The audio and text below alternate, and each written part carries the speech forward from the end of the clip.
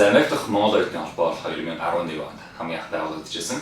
Би нэгдүгээр курстэй Wesley-ний хамгийн анхны Монгол оюутан болж ирээд өөр бусад Монгол оюутнуудаа холбогдъё гэдэг тэр санааны үүднээс бол холбоо байгуулагдчихсан байна. Тэгэхээр ялангуяа тэр зүүн иргэн дээр болон Америк дээр монголчуудыг Монгол оюутнуудыг холбосон холбоо байх байсан учраас би өөр 6 Монгол оюутан найзуудтайгаа нийлээд тоглоулаа хамгийн анх холбоогоо байгуулж байсан. Тэр мань өнөөдөр 300 гаруй гишүүдтэйгээр үйл ажиллагаагаа хастаа өгч байна. Тэгэхээр холбоо анх байгуулагдалтаа бол мэдээж Монгол оюутнуудын хооронд холбох тэдний дуу хоолойг нэтгэх гэдэг зорилготойгоор байгуулагдаж байсан. Түүний дараагаар бол энэ урт хугацаанд 3 одоо ерөнхий зорилгыг алсын харангуй харж байгаа гэсэн. Тэгэхээр нэгдүгээрх нь бол одоо яг ч Монгол оюутнуудын хооронд холбох, төгссөн оюутнууд бол суралцж байгаа оюутнуудын хооронд холбох. За энэ бол маш чухал байдаг. Яагаад вэ гэх юм бол анх Америкт очиж байгаа оюутнууд байна. Ялангуяа Монгол оюутнууд очиход бол тэнд амьдарч байгаагүй оюутнууд учраас бол таньж мэдхгүй зүйлүүд маш их байгаа. Тэр болгонд бол мэдхгүй хүмүүс байгаа. Тэгэхээр альва нэг үйл ажиллагаа ажил хий, дадлага ажил хий гэдэг тэр болгонд бол дандаа Монгол оюутнууд ганцаарддаг. Тэр болгонд бол яг илгүй холбоогоор дамжуулж энэ үйл хагааг бол тэр оюутнуудаа нээж өгч байгаа гэсэн. За хоёр дахь нь бол оюутнуудын гаргасан шин санааг холбооны сангаас одоо санхүүж үзэх. Тэгэхээр бүх одоо цаасан дээр байгаа санаануудыг амьдрал хэрэгжүүлэх тэр боломжийг нэмэгдүүл яа гэж харж байгаа. За гурав дахь нь бол зөвхөн Америктэй гэлтгүй Монгол болон Америкийн хооронд холбосон. За мөн бусад орны оюутнуудын холбоотой хамтран үйл ажиллагаа явуулах. Тэр ерөнхий одоо алсын хараг бас харж ажиллаж байгаа гэсэн. Холбоо маань 2011 онд байгуулагдсанаас хойш 4 жилийн турш олон үйл ажиллагаа явуулж байгаа. Манай холбооноос явуулсан үйл ажиллагаа хоёр төрлөх байдаг. Нэг нь болохоор гишүүдтэй зориулагдсан, нөгөөх нь болохоор олон нийтэд чиглүүлсэн үйл ажиллагаанууд байдаг.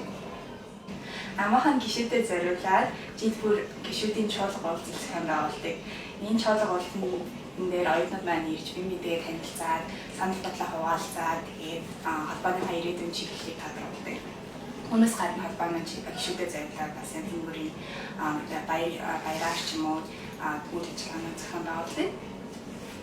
Үүнээс гадна олон нийтэд чиглүүлсэн үйл ажиллагаа гэх юм бол одоо тактик чиглэлтэй зохион байгуулагдаж байгаа БОП буюу зуны цогц сургалт хөтөлбөр байгаа.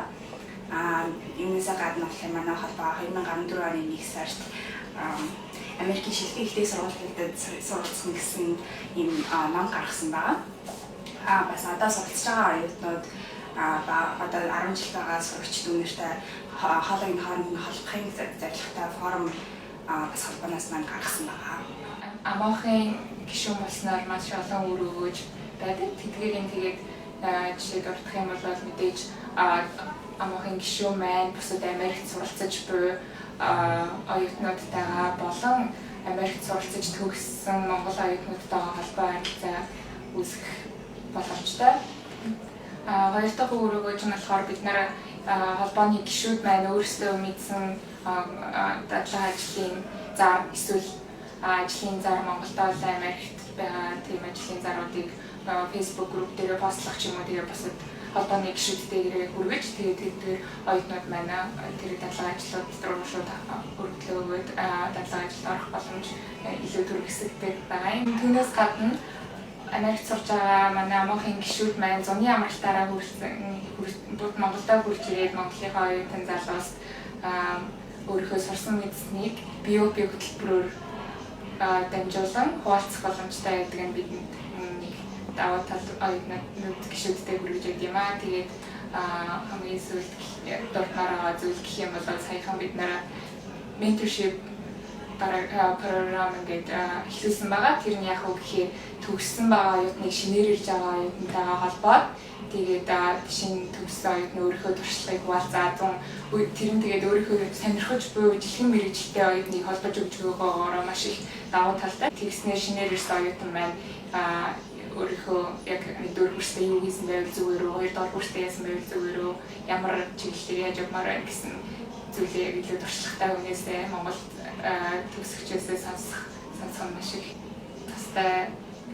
Тэгээд холбоо маань тэгээд 4 жилийн турш их олон оюутантай болж ирсэн хэлсэн байгаа. Тэгээд үүнээс цааш ч гэсэн амаах маань оюутныхаа гишүүдийнхээ хүний тоогоор болон зохион байгуулж байгаа үйл ажиллагааныхаа тоогоор улам үржин хэлнэ гэдэг итгэлтэй байна.